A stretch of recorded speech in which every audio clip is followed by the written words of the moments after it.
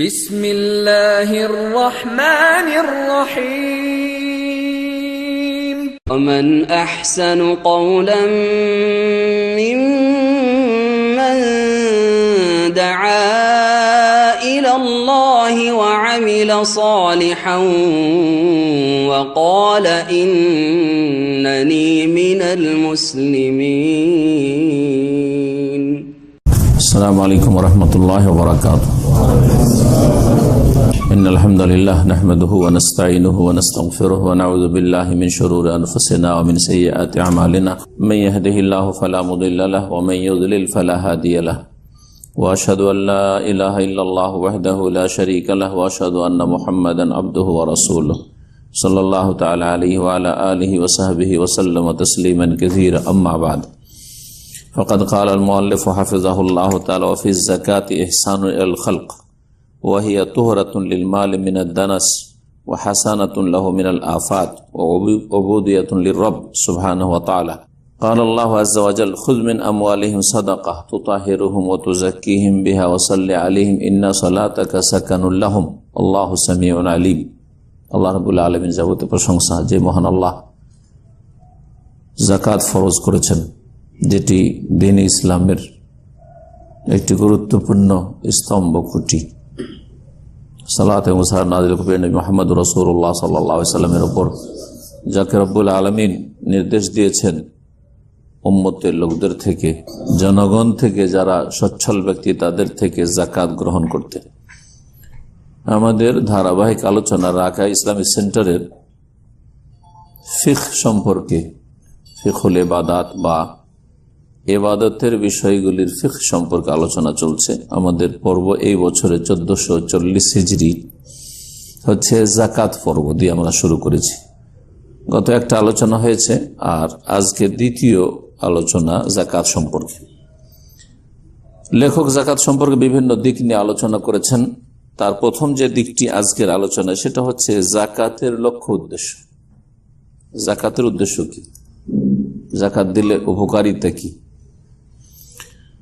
বলছেন হাফিজ যাকাত ইহসান আল খালক, যাকাত দিলে আল্লাহর সৃষ্টির ওপর অনুগ্রহ করা হয়। যাকাতের মাধ্যমে মানুষের ওপর কি হয়? ইহসান বা অনুগ্রহ করা হয়, মানুষের উপকার হয়। আর মানুষের উপকার করা বা আল্লাহর সৃষ্টি উপকার করা একটি গুরুত্বপূর্ণ ইবাদত। যাকাত ছাড়াও যে কোনো ভাবে মানুষের উপকার করা বা সৃষ্টির উপকার করা এটি গুরুত্বপূর্ণ একটি আল্লাহ সন্তুষ্টির কাজ, আল্লাহর সান্নিধ্য লাভের কাজ। এবং সবচেয়ে প্রিয় ব্যক্তি যারা, তাদের একজন বলা হয়েছে আহাব্বুন নাসে বা খায়রুন নাসে ইনদাল্লাহি আনফাউহুম, সবচাইতে উত্তম মানুষ, ভালো মানুষ হচ্ছে যে বেশি উপকারী, যে অন্যের বেশি উপকার করতে পারে। যে যত বেশি উপকারী হবে অন্যের জন্য সে তত বেশি ভালো মানুষ, তত বেশি প্রিয়জন আল্লাহর কাছে। আহাব্বুন নাস ইলাল্লাহি আনফাউহুম। সুতরাং এটা অর্থ পয়সা দিয়ে হতে পারে, অভাবীদের ক্ষেত্রে যাকাত দিয়ে হতে পারে যেটা ফরজ, সাদকা খেরাত করে হতে পারে যেটা মুস্তাহাব নফল, যেটা মানুষকে সময় দিয়ে হইতে পারে, শ্রম দিয়ে হইতে পারে, সৎ পরামর্শ দিয়ে হইতে পারে, হিতাকাঙ্ক্ষী হতে পারে, মানুষের হিতাকাঙ্ক্ষী, বিভিন্ন দিক রয়েছে মানুষের উপকারের। জি, তো তার মধ্যে একটি দিক হচ্ছে যেটা ফরজ ইবাদত মানুষের উপকারের, সেটা হচ্ছে যাকাত প্রদান করা। যাকাত দিলে আল্লাহর সৃষ্টির উপকার হয়, মানে আল্লাহর বান্দাদের মানুষের উপকার হয়। একটি উদ্দেশ্য তাহলে মানুষের উপকার করা। 2 নম্বর উদ্দেশ্য হচ্ছে ওয়াহিয়া তুহরাতুন লিল মাল মিনাদ দানাস, অপবিত্রতা থেকে ধন সম্পদকে পাক করা হয়, হারাম থেকে ধন সম্পদকে পাক করা হয়। গত সপ্তাহের আলোচনাতে এমনি বলেছিলাম কথা প্রসঙ্গে যে যাকাতে কি হয়, যাকাত এই জন্য বলা হয়, যাকাত মানে পবিত্রতা, আসছেও কথা অবশ্য লেখকের ভাষায়। আর এতে হারাম থেকে পাক পবিত্র হয় ধন সম্পদ। তো যাকাত দিলে হারাম থেকে আপনার ধন সম্পদ মাল কি হবে? পাক পবিত্র হবে। তৃতীয় উদ্দেশ্য হচ্ছে হাসানাতুন লাহু মিনাল আফাত, যাকাত দিলে ধন সম্পদ বিপদ আপদ থেকে সুরক্ষিত হবে, বালা মুসিবত মুক্ত হবে। যেই ধন সম্পদে জাকাত দেওয়া হয় সেটা সুরক্ষিত, জি, সেটা আল্লাহর কাছে সুরক্ষিত, আল্লাহ হেফাজতে রাখবেন, সেটা নষ্ট হয়ে যাবে না, সহজে ক্ষয় হয়ে যাবে না, আসলো আর চলে গেল এরকম হবে না, বালা মুসিবত থেকে বেঁচে থাকবে, সহজ ভাষায়। চতুর্থ উদ্দেশ্য হচ্ছে, জি, যেটা সবচেয়ে বড় উদ্দেশ্য, সেটা হচ্ছে উবুদিয়াতুল লিরব, আল্লাহ রাব্বুল আলামিনের আনুগত্য, গোলামি। জি, আমাদের আল্লাহ সৃষ্টি করেছেন তার ইবাদত, মা খালাকতুল জিন্না ওয়াল ইনসা ইল্লা লিয়াবুদুন, জিন এবং মানুষকে আল্লাহ সৃষ্টি করেছেন তার ইবাদতের জন্য। ইবাদত মানে আল্লাহর আদেশগুলি পালন করা আর নিষিদ্ধ কথা কাজ থেকে বেঁচে থাকা, এটা হচ্ছে ইবাদতের ব্যাপক অর্থ। তো আল্লাহ রাব্বুল আলামিনের আদেশ পালন করা, নির্দেশ পালন করা আর নিষিদ্ধ কথা কাজ থেকে বেঁচে থাকা, এটা হচ্ছে আমাদের জীবনের মুখ্য উদ্দেশ্য, যেটা যাকাতের মাধ্যমে বাস্তবায়িত হয়। আল্লাহ বলছেন যে ধন সম্পদে তোমাকে যেসব ধন সম্পদের মালিক বানিয়েছি সেটা একটা নির্দিষ্ট পরিমাণে গেলে এতটা বের করে দাও, এটা আল্লাহর হুকুম, ফরজ হুকুম, এটা আপনি পালন করলেন, এটা হচ্ছে আল্লাহর উবুদিয়ত, মানে আল্লাহর আপনি বান্দা, আপনি আব্দ, আর রব হচ্ছেন মাবুদ। জি, মাবুদের আপনি গোলামি প্রকাশ করলেন বা গোলামির বাস্তবায়ন করলেন যে আমি আল্লাহর গোলাম, আমি স্বাধীন না, আমাকে আল্লাহ যা বলতে বলেছেন বলবো, যা করতে বলেছেন করবো, যা খেতে বলেছেন খাবো, যেইভাবে আমার ধন সম্পদ উপার্জন করতে বলেছে বা ব্যয় করতে বলেছে সেভাবে ব্যয় করবো আর উপার্জন করবো। জি, একজন মানুষ স্বাধীন একটা সীমারেখার মাঝখানে না, স্বাধীন না, আর কেউ কোনো জায়গায় স্বাধীন না। অনেকে বলে যে দিন ইসলাম মানলে এটা গোলামি, আল্লাহর গোলামিকে আপনি অস্বীকার করছেন আর মানুষের গোলামি স্বীকার করছেন। গোলামি মুক্ত বা মানুষ স্বাধীন কোথাও নেই। কোন সরকার কি আপনাকে স্বাধীন ছেড়েছে? না, তাদেরও একটা আইন কানুনের সীমারেখা আছে, ওর মাঝখানে থাকতে হবে। আপনি আইন লঙ্ঘন করেন, প্রত্যেক ক্ষেত্রে পেনাল্টি আপনার উপর, অথবা শাস্তি, পানিশমেন্ট, মৃত্যুদণ্ড হইতে পারে। জি, দেশদ্রোহিতা করে যদি আপনি আইন লঙ্ঘন করেন তাহলে মৃত্যুদণ্ড হইতে পারে। এরকম বহু অপরাধ রয়েছে যাতে মৃত্যুদণ্ড রয়েছে। তাহলে বোঝা গেল যে এই যে আমাদের আজকাল বেদিনী যে মুসলিম সমাজে বা সারা বিশ্বে যেহেতু কাফেরদের মধ্যে বেদিনী রয়েছে, এই নাস্তিকতা মুসলিম সমাজেও এই ভাইরাস ছড়িয়ে গেছে। মানুষ মনে করে যে আমি স্বাধীন না, আপনি কোথাও স্বাধীন না। আপনি ধর্মের ক্ষেত্রে আমি স্বাধীন, আমার ইচ্ছা হয় নামাজ পড়বো না, আমি পড়বো না, আমার ইচ্ছা আমি রোজা রাখলাম না, করলাম না। কিন্তু আপনি সরকারের আইন কানুনের ক্ষেত্রে তো বলতে পারছেন না এই কথা। আপনি রবের আদেশ নিষেধের ক্ষেত্রে এই অন্যায় কথা বলছেন, অথচ আপনার মতো একজন মানুষ যে দেশের নেতৃত্বে পেয়েছে বা দেশের প্রশাসনে আছে, তাদের আইন কানুনের বিরুদ্ধে আপনি তো বলতে পারছেন না যে আমার ইচ্ছা মতো চলবো, ইচ্ছা মতো আমি কাজ করবো। এটা বলার উপায় নেই, কোনো ব্যক্তি বলতে পারে না পৃথিবীতে। এমনকি আপনার স্ত্রী যদি এই কথা বলে তো আপনি মেনে নেবেন না একজন স্বামী হিসাবে, যে আপনার ক্ষুদ্র নেতৃত্বে এতে আপনার আমি স্বাধীন, আমার যা ইচ্ছা হবে তাই খাবো, আর যা ইচ্ছা হবে তাই বলবো, আর জীবনে ইচ্ছা সেভাবে চলবো। তোমার স্ত্রী হলে কি হবে? মানবেন? কেউ মানবে না। জি, তো এই বিষয়টি গুরুত্বপূর্ণ একটি বিষয়, মনে রাখবেন। কারণ আজকাল মানুষ নাস্তিক বেদিন হয়ে যাচ্ছে, আর এই ভাষাগুলি দিন ইসলামের ক্ষেত্রে অথবা ধর্মের ক্ষেত্রে বলছে, অথচ দুনিয়াবী ক্ষেত্রে বলতে সাহস পাবে না। তো এই চারটি উদ্দেশ্য এখানে বলা হয়েছে রব্বুল আলমিনের গোলামি। জি হ্যাঁ, সুবহানাহু ওয়া তাআলা। কাল আল্লাহ আযজা ওয়া জাল, মহান আল্লাহ ইরশাদ করেছেন, খুয মিন আমওয়ালিহিম সাদাকা। হে নবী মুহাম্মদ সাল্লাল্লাহু আলাইহি ওয়াসাল্লাম, নবীকে সম্বোধন করে বলছেন আল্লাহ, হে নবী সাল্লাল্লাহু আলাইহি ওয়াসাল্লাম, তুমি তাদের ধন সম্পদ হতে সাদাকা গ্রহণ করো। সাদাকা শব্দ এখানে ব্যবহৃত হয়েছে। আরবি ভাষায় ফরজ জাকাতকে জাকাতও বলা হয় এবং সাদাকা বলা হয়। সাদাকা এই জন্য বলা হয় যে যেই ব্যক্তি এই সাদাকা করতে পারে তার অন্তরে ইমানের সততা আছে, এটা প্রমাণ করে। আপনার হয়তো 1000 রিয়াল আছে, 1000 রিয়াল কত লাগবে? 40 ভাগের 1 ভাগ হইলে কত লাগবে? সহজ হিসাব বলতে পারছেন না। হাজারে কত? 1025 টাকা। বাস 1025। দেখেন গরিবদের জাকাত খুব সহজ। আরে 1000 টাকা আছে, 25 টাকায় তো দিতে হইল। কিন্তু যার 1 কোটি টাকা আছে সে দেখবে যে অনেক টাকা, 2.5 লক্ষ। তাহলে যার যে 10 কোটি 50 কোটির মালিক আছে না এরকম লোক?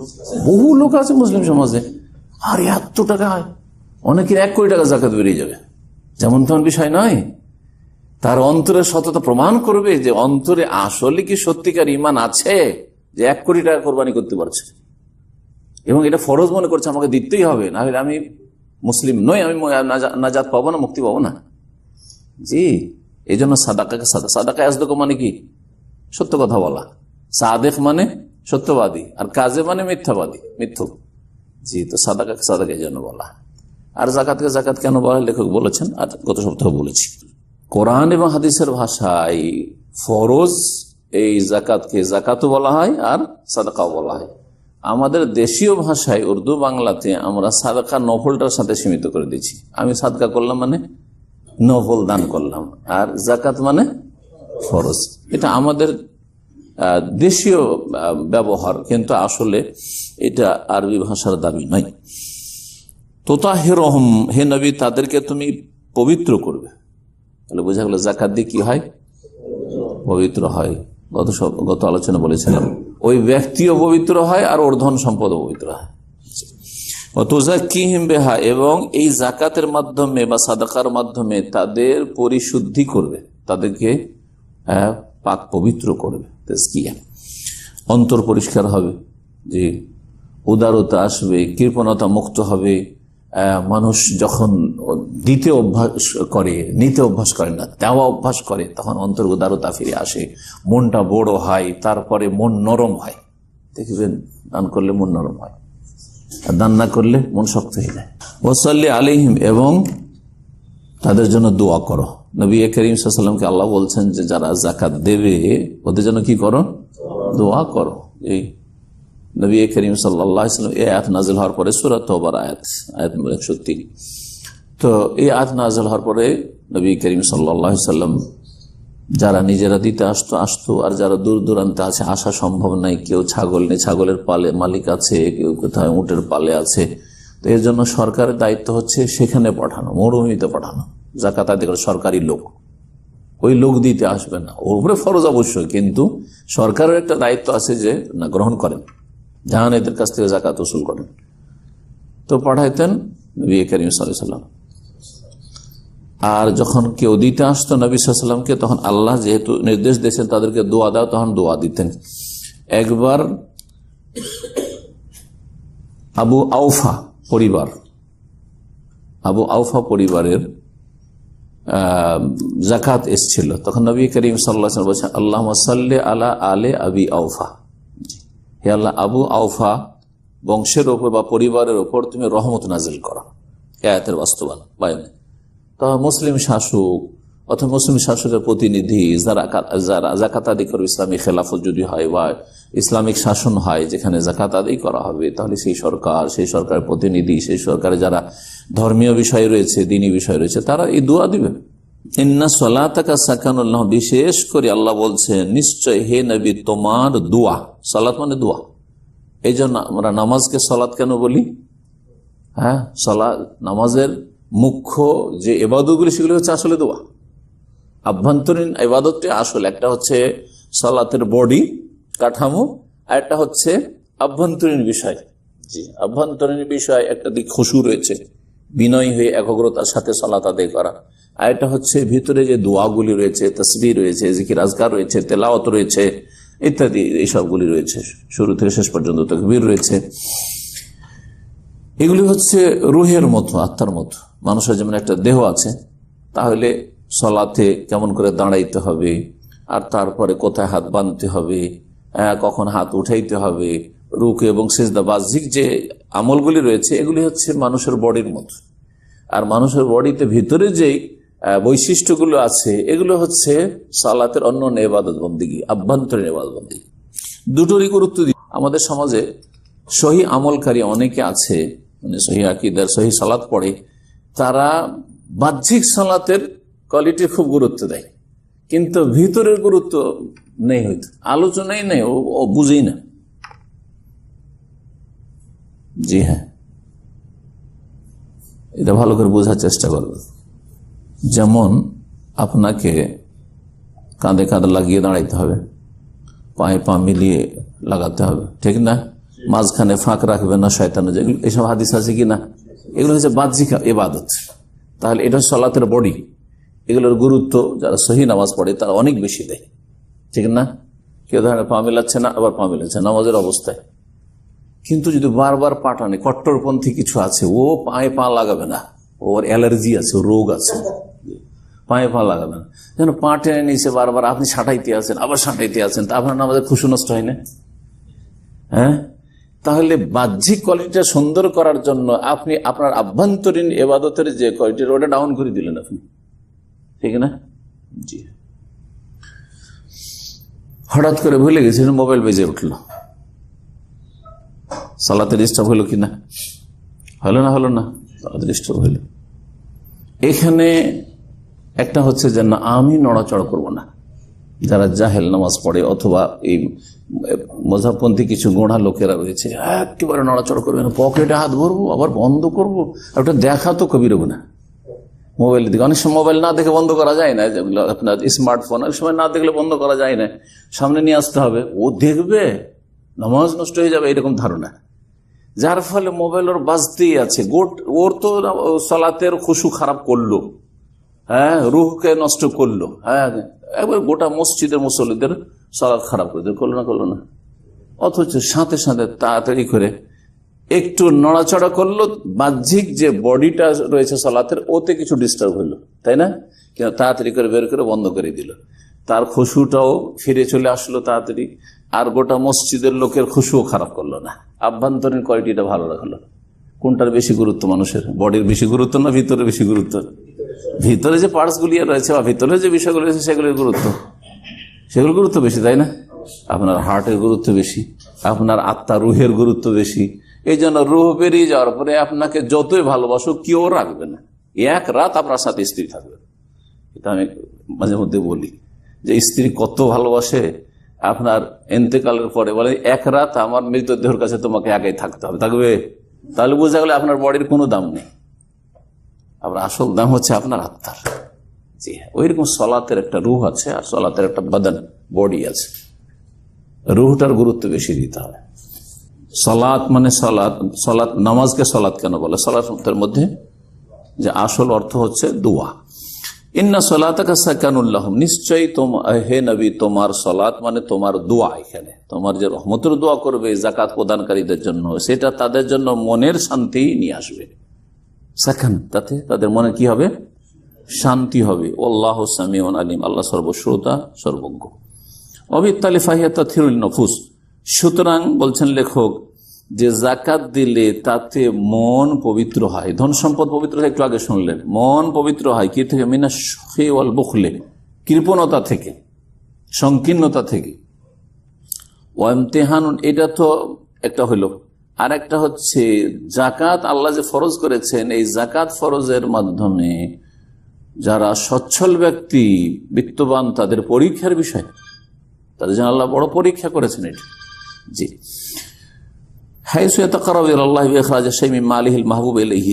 ধন সম্পদ কার কাছে প্রিয় না? পয়সাকে সবাই ভালোবাসে, এটা প্রাকৃতিক ভালোবাসা। পয়সার ভালোবাসা মানুষের প্রাকৃতিক, এটা বোঝার জন্য আপনি 3-4 বছর বাচ্চারা টাকা শুধু দেখান, ছো মেরে নিয়ে বলা, অথচ জানে না যে পয়সা কি করে। প্রাকৃতিক ভালোবাসার প্রমাণ। তো মানুষ সবাই ভালোবাসে টাকা পয়সাকে। এই ভালোবাসা, পয়সার ভালোবাসা আর আল্লাহ রাব্বুল আলামিনের ভালোবাসা এবং তার ইবাদতকে অগ্রাধিকার দেওয়া, দুটো পাশাপাশি তুলনামূলক এখন কোনটা আপনার কাছে প্রাধান্য পাচ্ছে? তো এখানে আল্লাহ রাব্বুল আলামিনের নৈকট্য লাভ করছে এই ধনী ব্যক্তি তার প্রিয় কিছু ধন সম্পদ বের করে। সবটাই প্রিয় আমার কাছে, 100 টাকাতে 100 টাকায় প্রিয়, কিন্তু 2.5 টাকা আমি অবশ্যই বের করে দেবো, কারণ আল্লাহ সন্তুষ্টি আমার কাছে আগে মুখ্য, আর তারপরে তখন আমার পয়সার ভালোবাসা বা প্রয়োজন। জাকাত অভিধানে কয়েকটি অর্থ বহন করে। একটা হচ্ছে আন্নামা, বৃদ্ধি পাওয়া। জাকাত একটি অর্থ হচ্ছে বৃদ্ধি পাওয়া, আর একটি অর্থ হয় প্রশংসা, আরেকটি অর্থ হয় পবিত্রতা। বিশেষ করে 2টি অর্থ খুবই প্রসিদ্ধ জাকাতের। একটা হচ্ছে বৃদ্ধি পাওয়া, এর সাথে সম্পর্ক জাকাতে রয়েছে। বৃদ্ধি, জাকাত দিলে কি হয় তাহলে? জাকাত শব্দের অর্থ হচ্ছে বৃদ্ধি পাওয়া, এর সাথে জাকাতের কি সম্পর্ক? আবিধানিক অর্থের সাথে সম্পর্ক আছে, সেটা হচ্ছে জাকাত দিলে ধন সম্পদ কি হয়? বৃদ্ধি পায়। দ্বিতীয় আরেকটি অর্থ হচ্ছে পবিত্রতা। জাকাত দিলে যেই মালটার জাকাত দিলেন সেটা হারাম থেকে পবিত্র হইল আর অন্তর পবিত্র হইল। আর জাকাতের অর্থ প্রশংসাও হয়, এর সাথে সম্পর্ক জোড়ানো যেতে পারে। জাকাত দিলে মুসলিম সমাজে আপনি প্রশংসিত, এই লোক পয়সার জাকাত দেয়, সবাই প্রশংসা করবে, কারণ জাকাত লুকিয়ে রাখা যায় না। জাকাত এমন একটা ইবাদত লুকিয়ে রাখা যায় না, আর সিয়াম রোজা এমন ইবাদত যা প্রকাশ করা যায় না। দুটো দুই রকম ইবাদত, আপনি চিন্তা করে দেখেন। এই জন্য সিয়াম যে রোজা রাখে, এই রোজাকে সিয়ামকে আল্লাহ নিজের জন্য খাস করেছেন, কারণ এটা দেখার বিষয় নয় কে রোজা আছে কে নেই। যে বাহ্যিক রোজা আছে আপনি ধারণা করছেন, হতে পারে যে ও ভিতরে পানিতে ডুবে, পুকুরে নদী ডুবে পানি খাচ্ছে, বাথরুমে পানি খাচ্ছে, হ্যাঁ, কিচ্ছু ধারণ নেই। স্ত্রীও জানতে পারবে না, ছেলেমেয়েও জানতে পারবে না, কেউ যদি মনে করে যে আমি রোজা রাখবো না, তাই না? কিন্তু জাকাত দিলে অবশ্যই জানতে পারবে, না জানিয়ে জাকাত দেওয়া সম্ভব নয়। কেমন করে? কমপক্ষে যাকে দিচ্ছেন সে তো জানবে না, উপায় তো নেই, মানুষকে তো দিতে হবে।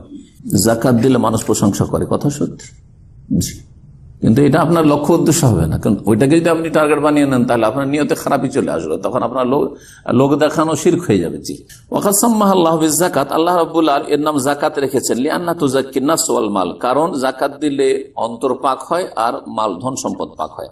ফাহিয়া লাইসাত গারামা ওয়ালা দারিবা, সুতরাং যাকাত কোনো পেনাল্টি নয়। গারামা বুঝছেন তো, আজকাল যে ফাইন বলছে গারামা, এটা কারণ কোনো পেনাল্টি নেই। ওয়ালা দারিবা, কোনো ট্যাক্সও না, যেমন আজকাল ট্যাক্স দিতে হচ্ছে, বিভিন্ন ট্যাক্স আছে না, ভ্যাট, তারপরে আপনার ছেলে মেয়ে থাকলেও ট্যাক্স, জি হ্যাঁ, এই এর ট্যাক্স, এই বিভিন্ন আরো অন্য দেশে তো আরো নানান রকমের ট্যাক্স, ইনকাম ট্যাক্স, জি হ্যাঁ, আরো কত রকমের ট্যাক্স।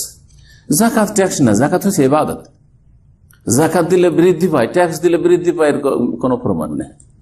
ট্যাক্স আপনি নিরুপায় হয়ে দিচ্ছেন, সেখানে বাস করতে হবে, সেই জন্য ট্যাক্স ইবাদত নয়, জাকাত ইবাদত। ট্যাক্স দিলে আল্লাহ সান্নিধ্য লাভ হয় না, জাকাত দিলে আল্লাহ সান্নিধ্য নৈকট্য লাভ হয়, তাহলে আল্লাহর কাছাকাছি হচ্ছে না। বলছেন যে জাকাত কোনো পেনাল্টি নয়, ফাইন নয়, ওয়ালা দারিবা, কোনো ট্যাক্সও নাই, তানকুসুল মাল, যাতে ধন সম্পদ কমে যায় এমনটাও না, অতাদুর সাহিব, আর জাকাত দিলে যে জাকাত দাতার ক্ষতি হয় এমনটাও নাই, লাভ হয় আসলে। বলে হে আল্লাহ, বরং এর বিপরীত, তাজিদুল মাল নমুয়ান মিন হাইসু লা ইয়াশুরুন নাস, মানুষ টের পায় না কিন্তু ধন সম্পদ বাড়ে। ধন সম্পদ বাড়াটা দুই রকম, একটা হচ্ছে বাহ্যিক বৃদ্ধি পাওয়া আর একটা হচ্ছে আভ্যন্তরীণ বৃদ্ধি পাওয়া। দুটোর একটা অবশ্য হবে, দুটো হইতে পারে কোনো সময়, আর যদি দুটো না দেখতে পান আপনি চোখে, তাহলে আভ্যন্তরীণটা অবশ্যই আছে। এটা বাহ্যিক বৃদ্ধি পাওয়া হচ্ছে যে যখন থেকে জাকাত দিতে লেগেছেন আলহামদুলিল্লাহ ধন সম্পদ বাড়তে আছে, বাহ্যিক দেখছেন অ্যামাউন্ট বাড়ছে, এটা হচ্ছে বাহ্যিক বাড়া। আর আভ্যন্তরীণ বাড়া হচ্ছে যে না, বাড়েনি, আগে যা ছিল আপনার প্রপার্টি অতটাই আছে, কিন্তু আপনার অল্পতে অনেক কাজ করে নিতে পারছেন, বা এই যে টাকাটা আছে আপনার কাছে সঞ্চিত, সেটা দিয়ে অনেক কাজ হচ্ছে, আপনার অল্প খরচে বেশি কাজ হচ্ছে, বা স্থায়ী বরকতটাও দুই রকম। যেমন বৃদ্ধি পাওয়াটা দুই রকম, বরকতটাও ওই রকম, বরকত বৃদ্ধি পাওয়া, বরকতটা দুই রকম, একটা হচ্ছে বাহ্যিক বৃদ্ধি পাওয়া আর একটা হচ্ছে আভ্যন্তরীণ বৃদ্ধি পাওয়া। এটা ধন সম্পদের ক্ষেত্রে যেমন, তেমন মানুষের আয়ুর ক্ষেত্রেও, মানুষের আয়ু বৃদ্ধি হওয়া, যে হাদিস আছে যে আত্মীয় স্বজনদের খোঁজ খবর নিলে, তাদের সাথে সুসম্পর্ক রাখলে, বাপ মায়ের সাথে সদ্ব্যবহার করলে কি হয়, রুজিতে বরকত হয় আর আয়ু বৃদ্ধি পায়। এটার দুটো ব্যাখ্যা রয়েছে, একটা বাহ্যিক, একটা আভ্যন্তরীণ। বাহ্যিক হচ্ছে যে এই লোক যেহেতু বাপ মায়ের সাথে সদ্ব্যবহার করেছে, আত্মীয়দের অনেক উপকার করে থাকে, সুতরাং তার বয়স আল্লাহ 10 বছর বাড়িয়ে দিলেন, এটা বাহ্যিক বাড়িয়ে দেওয়া। হ্যাঁ, আমরা গায়েব জানি না। আর তকদির এইরকম শর্ত সাপেক্ষ তকদির থাকতে পারে, আলেমরা বলেছে তকদির দুই ভাগে বিভক্ত। আর একটা হচ্ছে যে বাহ্যিক বাড়লো না, বয়স আপনার কম, 50-60 বছরই বয়স। নবী সাল্লাল্লাহু আলাইহি ওয়াসাল্লাম বয়স কত? 63 বছর। আমরা যদি 1000 বছরও বাঁচি, নবী সাল্লাল্লাহু আলাইহি ওয়াসাল্লামের 4 আনা 2 আনাও কাজ করতে পারবো না, অসম্ভব। এটা হচ্ছে আভ্যন্তরীণ বরকত, আয়ুর আভ্যন্তরীণ বরকত, আয়ুর। আয়ু অল্পই, কিন্তু এই অল্প আয়ুতে অল্প সময়ে এত কাজ করতে পারলেন, এত আপনার লাইফে বরকত, যেটা মানুষ 200-500 বছর করতে পারে না। এখনো বহু লোক এরকম আছে, ঠিক না? 100 বছর বেঁচেছে, কিছুই নেই তার অবদান জাতির জন্য, আত্মীয় স্বজনদের জন্য, ছেলে মেয়েদের জন্য, দেশের জন্য। জি হ্যাঁ, নেই কিছু। কিন্তু একজন লোক 40-50 বছরে অনেক কিছুই করেছে, বিভিন্ন ক্ষেত্রে অনেক অবদান রেখেছে। এগুলো হচ্ছে আভ্যন্তরীণ বারাকা। জি, আভ্যন্তরীণ বারাকা। বৃদ্ধি পাওয়াটা ঠিক ওই রকমই ধন সম্পদের। দেখেন, অনেকের অল্প ইনকাম, কিন্তু রোগ নেই বাড়িতে, বালা মুসিবত নেই, ঠিক না? হ্যাঁ, টাকা পয়সা নষ্ট হয় না, অপচয় নেই তার। জি, যারা দিনদার ধার্মিক লোক, ওদের বাড়িতে বরকত কেন থাকে? ওদের বাড়ি টিভির খরচ নেই, ডিশের খরচ নেই, হ্যাঁ, নোংরা ছবি টবির খরচ নেই। আর তারপরে এইসব হাই ফাই সোফা সেট হইতে হবে, গেস্ট আসবে, আর কি করে, তারপরে স্ত্রী যাবে, বিভিন্ন অনুষ্ঠানে যাবে, মহিলাদের একটা ড্রেস পরে আবার কি করে ওখানে যাব, ওখানে দেখেছে ভাবিরা দেখেছে, আবার ওইটাই পরে কি করে যাব। আজকাল এরকম মন মানসিকতা তৈরি হচ্ছে না? না, ওটাও নেই আপনার স্ত্রীর, একটা পরে 1 বছর চলছে, সমস্যা নেই, কি দোষের কথা হইল। কিন্তু আর একজনের স্ত্রী বলছে, না না, যত আমি অনুষ্ঠানে যাব, নতুন নতুন আমাকে জোড়া দিতে হবে, নতুন নতুন সেট দিতে হবে, সেট মিলিয়ে দিতে হবে। দেখেন, খরচের শেষ নেই, অসৎ লোকদের খরচের শেষ নেই। বরকত কোথায়? টাকা পয়সা অনেক আসছে, কিন্তু জুটাতে পারছে না। এই যে পার্থক্য, পাশাপাশি বাস করেন। জি, নেক লোকদের পরিবারে বরকত এদিক থেকেও আছে। বেতন কম, কিন্তু অনেক বরকত। আপনার বেতন অনেক বেশি, কিন্তু আপনার বাড়িতে বরকত নাই, বিভিন্ন কারণে। হয় বালা মুসিবত বেশি, আর না হলে ডিমান্ড বেশি আপনার স্ত্রী ছেলে মেয়ের। জি, ধন সম্পদ বাড়ে জাকাত দিলে, বলছেন তাজিদুল মালা নবুয়ান মিন হাইসু লা ইয়াশুরুন নাস। নবী করিম সাল্লাল্লাহু আলাইহি ওয়াসাল্লাম এই মর্মে হাদিস রয়েছে সহিহ মুসলিমে, মা নাকাসাত সাদাকাতু মিন মাল, ধন সম্পদ কমে না সাদকা করলে, মানে জাকাত দিলে অথবা নফল সাদকা করলে।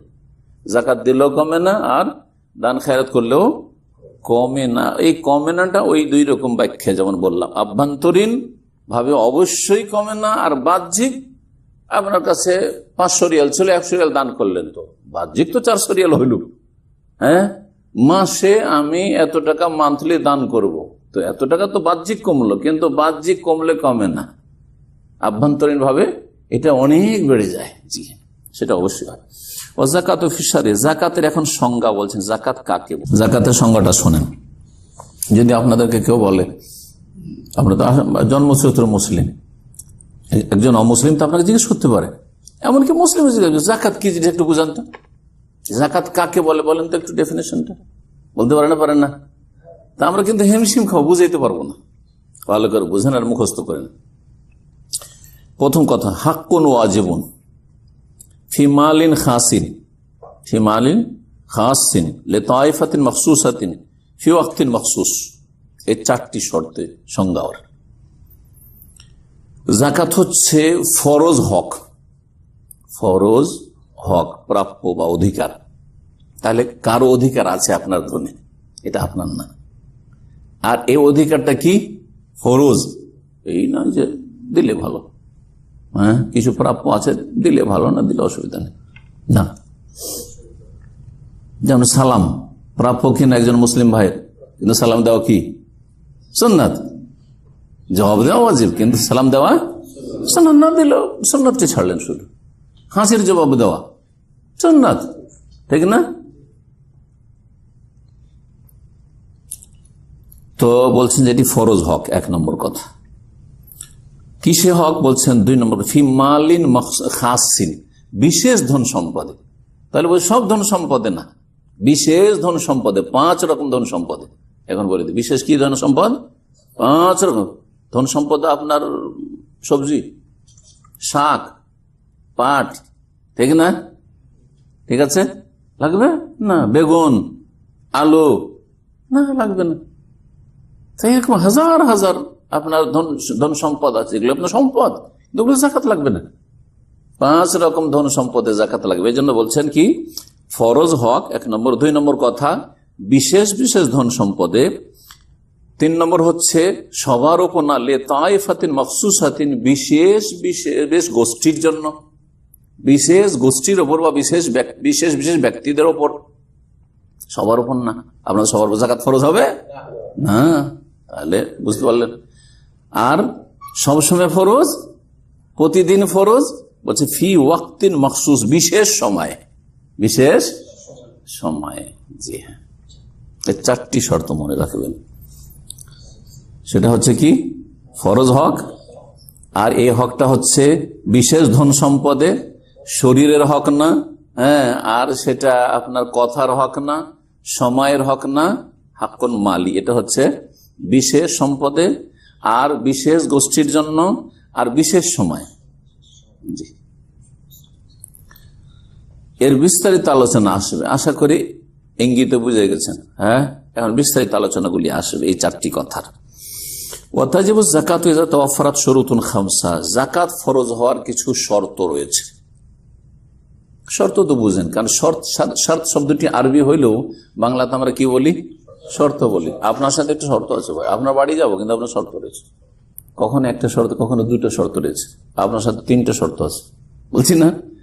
ঠিক ওই রকমের জাকাত ফরজ হওয়ার জন্য কি রয়েছে, 5টি শর্ত রয়েছে। 5টি শর্ত রয়েছে। প্রথম শর্ত বলছে স্বাধীন ব্যক্তি হওয়া। যেই ব্যক্তির ওপর জাকাত ফরজ হবে সে যেন স্বাধীন ব্যক্তি হয়। এর থেকে বোঝা গেল যে মানুষ তাহলে 2 ভাগে বিভক্ত, স্বাধীন আর পরাধীন। স্বাধীন, স্বাধীন মানুষ, কারো গোলামিতে নেই। আর এর বিপরীত হচ্ছে মামলুক, মানে কৃতদাস কৃতদাসী। কৃতদাস কৃতদাসী নিজের শরীরটার মালিক না, বা নিজের ব্যক্তিত্বের মালিক নয়, যে আমি ইচ্ছা মতো চলাফেরা করব।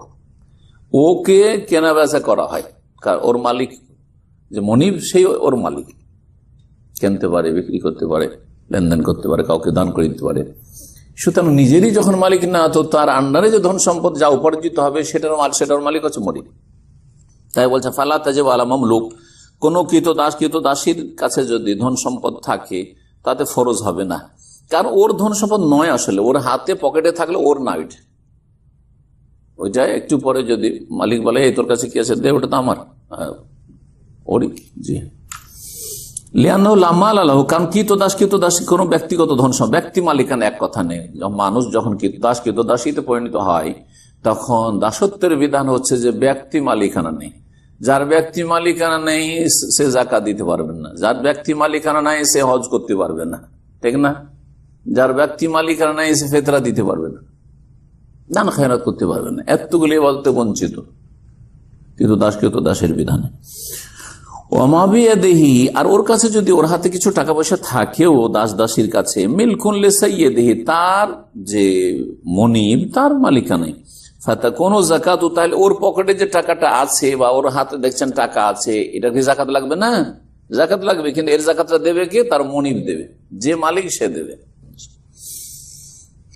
আর শর্ত সানি, দ্বিতীয় শর্ত চাই কোন সাহেবুল মালে মুসলিমান, ধন সম্পদের মালিক যারা মুসলিম হয়। তাহলে কাফেরের ওপর জাকাত আদায় করা ফরজ না। একটা জাকাত আদায় করা ফরজ, আর একটা হচ্ছে জাকা আর আদায় করলে সে সওয়াব পাবে, আদায় করলে শুদ্ধ হবে, এটা একটা বিষয়।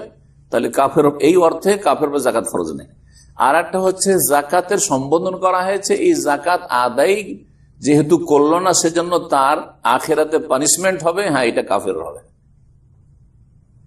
দুটো কথা ভালো করে আলাদা আলাদা বুঝবেন। আসুন কি বলছেন লেখক এই ব্যাপারে। বলছেন যে যেই ব্যক্তি পয়সাওয়ালা তাকে মুসলিম হইতে হবে, না হলে জাকাত ফরজ হবে না। ফালা তাজিবু আলা কাফির, কোন কাফের মুশরিক, অমুসলিম, যে নিজেকে মুসলিম বলে পরিচয় দেয় না, তার উপর জাকাত ফরজ না। বেহাইসু লা ইউতালাবু বিআদাইহা, এর অর্থ কি যে কাফের উপর ফরজ হয় না? মানে কি? এর অর্থ হচ্ছে যে তার কাছে এটা ডিমান্ড করা যাবে না মুসলিম সরকারের পক্ষ থেকে বা মুসলিম আলেম ওলামাদের পক্ষ থেকে, মুসলিম সমাজের পক্ষ থেকে, এই তুই জাকাত দিস না কেন? হিন্দু বা খ্রিস্টান বা ইহুদি কেউ বাস করে মুসলিম গ্রামে, আর মুসলিম লোকের তোর এত টাকা পয়সা তুই কেন জাকাত দিস না? আমরা দিই, এ কথা বলার অধিকার আপনাদের নেই। কি করতে হবে? তাকে ইসলামের দাওয়াত দিতে হবে, তাওহীদ থেকে শুরু করতে হবে, কালেমা শাহাদাত থেকে শুরু করতে হবে, তারপরে সালাত, তারপরে তখন জাকাতের পর্ব আসবে। আসছে হাদিস, কারণ আল্লাহ রাব্বুনা বলেছেন ওমা মানাহু আন তুকবালা মিনহুম নাফাকাতুহুম ইল্লা আন্নাহুম কাফারু বিল্লাহি ওয়া বিরাসূলিহি, কাফেরদের কোন দান খায়রাত কবুল হয় না আল্লাহর কাছে।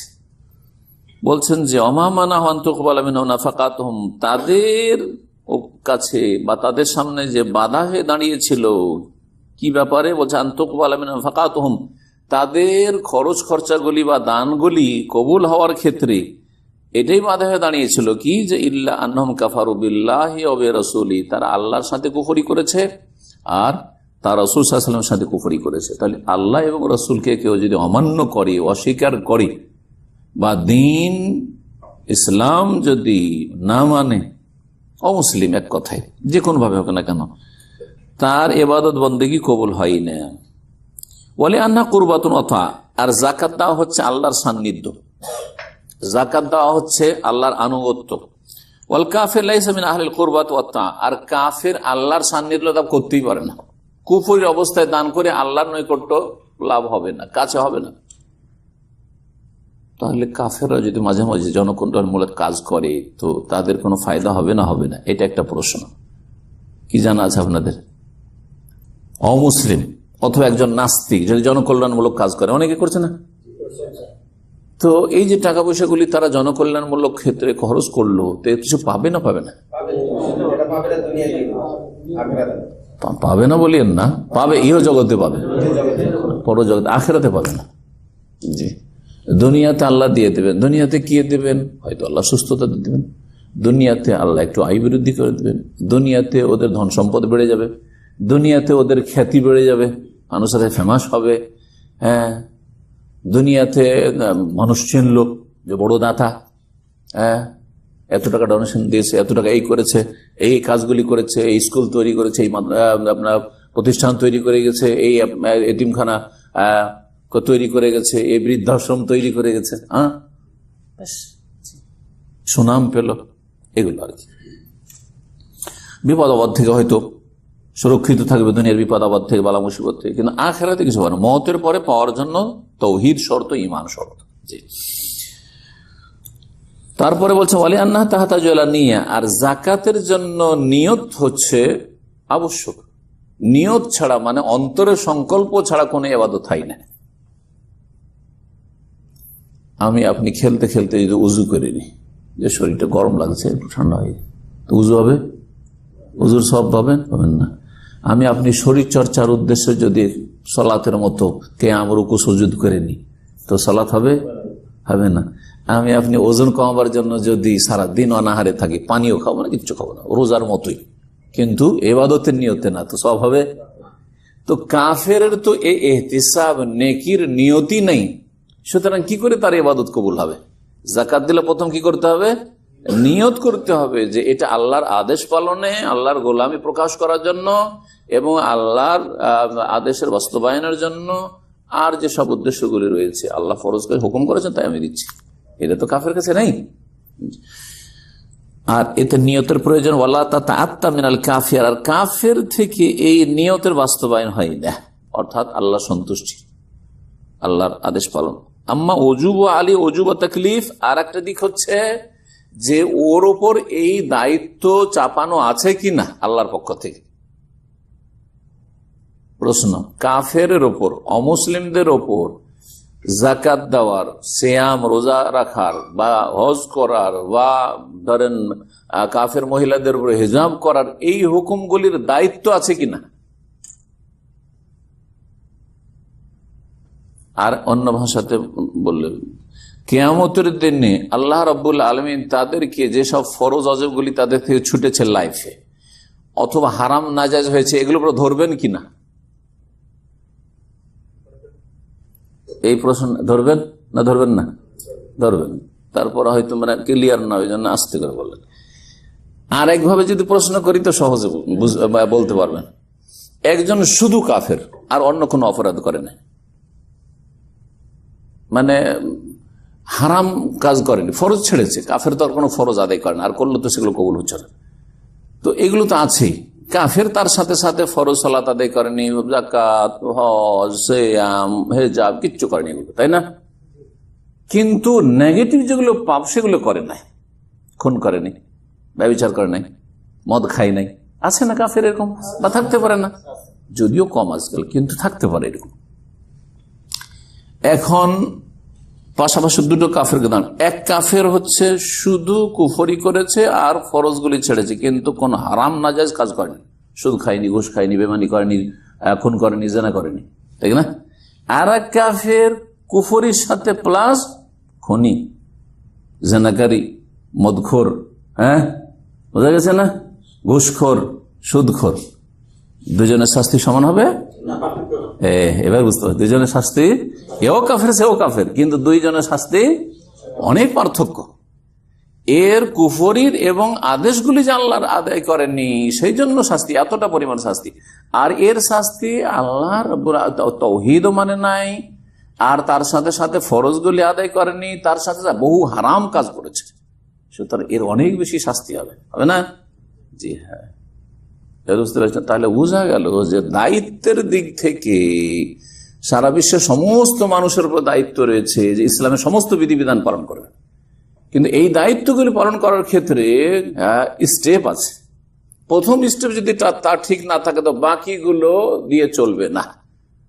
সুতরাং কাফের ক্ষেত্রে প্রথম বা যে কোনো মানুষের প্রথম যে পদক্ষেপ সেটা হচ্ছে লা ইলাহা ইল্লাল্লাহ মুহাম্মাদুর রাসূলুল্লাহ, কালিমার শাহাদাত, এবং সেটার বিশ্বাস, আর কারণে ইমান, যে ছয়টি ইমানের 6টি স্তম্ভ, এইগুলি মুসলিমের কাছে আছে, আর তারপরে ভালো কাজ ফরজ করছে, হারাম থেকে বাঁচছে, সুতরাং বাকিগুলোরও ফলাফল পাচ্ছে। পক্ষান্তর একজন কাফের, তার প্রথমটাই নেই, কি নেই? তাওহীদ নেই, তাওহীদ নেই। যখন তাওহীদ নেই, সে যদি রোজা রাখে কাজ দিবে? সে কাজ দিবে না, কাজ দেবে না। তবে সে সুদ খায়নি, সুতরাং ওইটার শাস্তি হবে না। সে খুন করেনি, ওটার শাস্তি হবে না। আর একজন কাফের প্লাস খনি, ওর খুনেরও শাস্তি, ওর কুফরেরও শাস্তি হচ্ছে। তো তাই বলছেন আম্মা ওজুবা আলী ওজুবা তাকলিফিন, পক্ষান্তরে একজন কাফের ওপর যাকাত ফরজ হওয়া দায়িত্বের দিক থেকে যদি লক্ষ্য করেন এই দিকে, যে এই দায়িত্বটা একজন মানুষ হিসাবে তার উপর আছে কিনা। কারণ প্রত্যেক মানুষকে আল্লাহ কি জন্য সৃষ্টি করেছেন? এবাদতের জন্য, আর যাকাত হচ্ছে একটি এবাদত। তো এবাদত যেন আমি আপনি সৃষ্টি হয়েছে একজন মুসলিম হিসাবে, তেমন এবাদত যেন আল্লাহ কাফেরকেও সৃষ্টি করেছে, সুতরাং তার এখানে শাস্তি বাড়ছে। অর্থাৎ আন্নাহু মুখাতাবুন বিহা, ওকে সম্বোধন করা হয়েছে, তোকে কালেমার সাক্ষ্য দিতে হবে, সালাত আদায় করতে হবে, যাকাত দিতে হবে, ঠিক না? সবগুলি কিন্তু সম্বোধন আছে, খেতাব আছে তার জন্য।